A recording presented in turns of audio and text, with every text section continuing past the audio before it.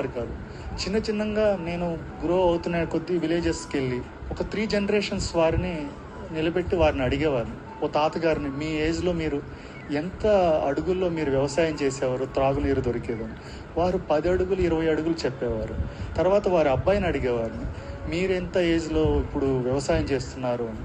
అడుగుతుంటే వాళ్ళు 300 feet 400 feet అన్నారు. వాళ్ళ పిల్లల్ని అడిగితే వాళ్ళేమో వాళ్ళ వయసులో ఇంకొక 20 ఇయర్స్ 10 ఇయర్స్ దాటితే వాళ్ళ భవిష్యత్తు ఏంటి అడిగాం.